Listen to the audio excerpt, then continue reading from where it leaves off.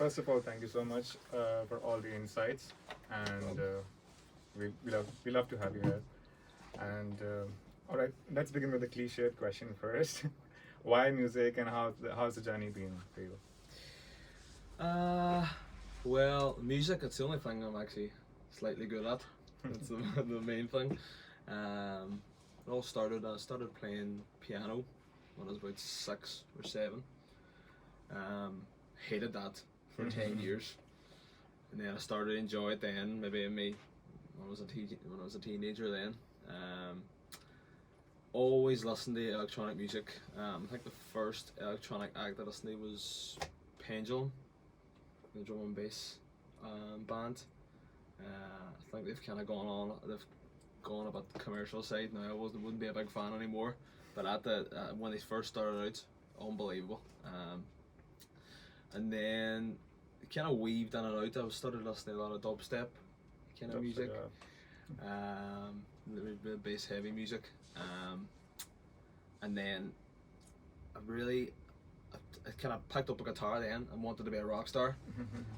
So kind of wanted to start my own band and everything then, and but then I realised like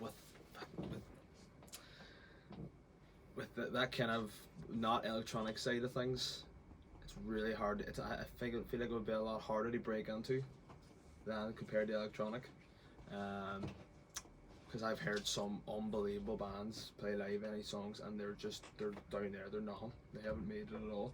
And you're like, if they don't have a chance, fucking what hope do I have? But I feel like with electronic, the electronic scene is just constantly growing. Yep. And you know, it's a real community as well.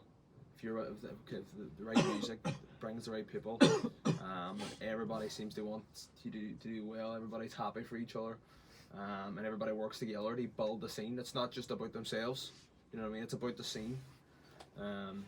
That's what really drove me towards that scene, especially back home in Ireland.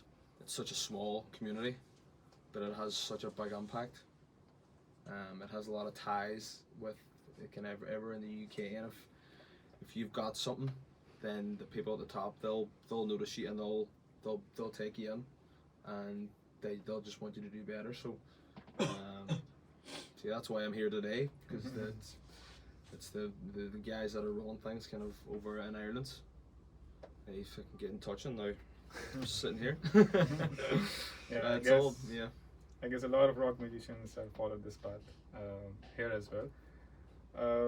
How was your time in college in Belfast? Like, how did you get into production, and how did it help you grow out from the rock phase into the electronic phase?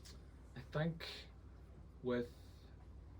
in college, I'll be honest, I didn't learn that much. It was kind of it was music technology and sonic arts. It was called, so it was some of the exams I was doing was like just fucking, I don't even know how to describe it, like electromagnetic sounds. Things that didn't make any sense. I think people just made it up for a degree, and I paid thousands of pounds to. But so I did. To be honest, I did most of my learning in my studio / bedroom. But yeah, I learned a few things. You know, the kind of we did a course called, it was psychoacoustics. It was all about kind of how acoustics work and things like that. So I did learn a few things on it, but it didn't get me a job. Nobody wanted to. It's a good thing. Yeah, exactly. Thank God.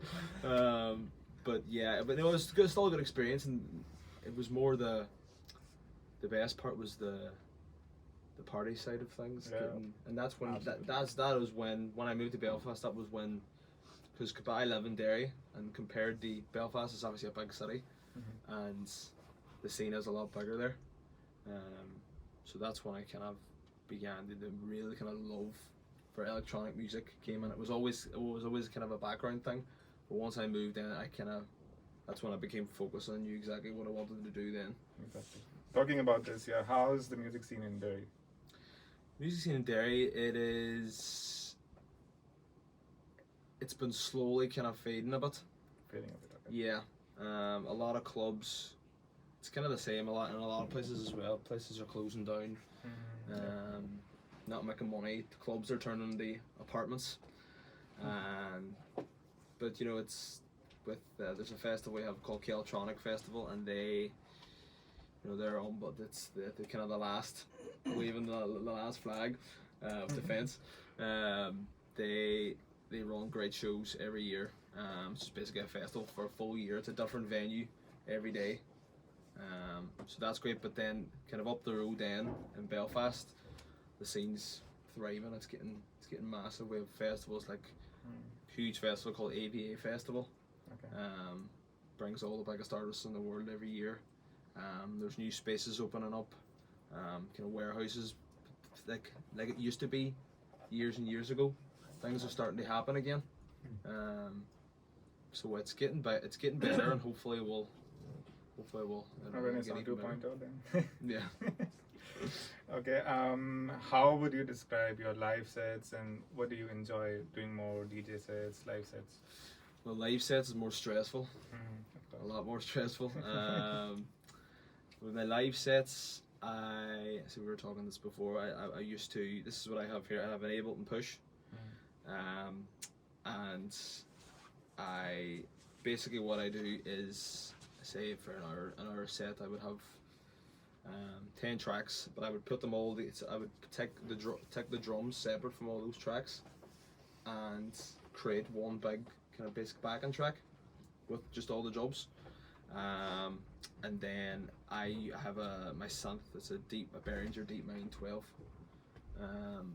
And then I have a guitar as well, an electric guitar, which I feed through. It all feeds through Ableton, so it's all mixed already on the laptop.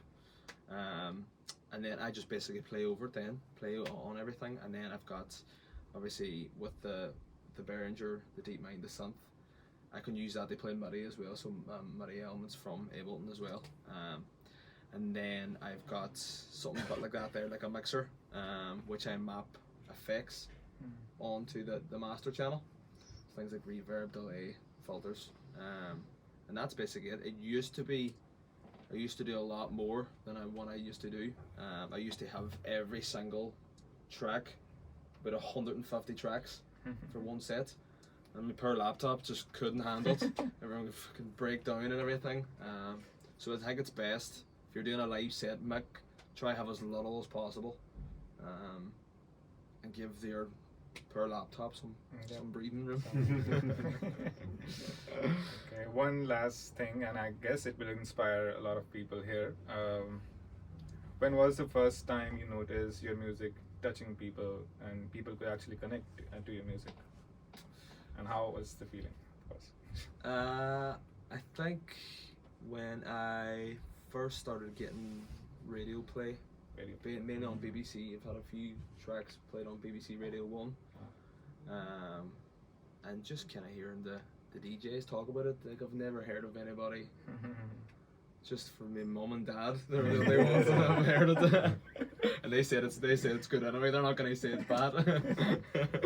So just hearing kind of someone that isn't your friends or family actually say they enjoy a track was a surreal feeling. And it gives you that drive as well. Once you hear something being played somewhere else on a radio station like that, just makes you want to go straight back in the studio then and you want it again and chasing you need it again. Then if it doesn't happen, then what's happening? So it could be dangerous as well. It leaves you chasing more, but it gives you that hunger that you need to, keep trying to be the best. So I guess we all need that. We do. Alright, that's it for now, and thank you so much again. We'll just go for breaks and have some refreshments. Happy days. Good stuff. Thank you.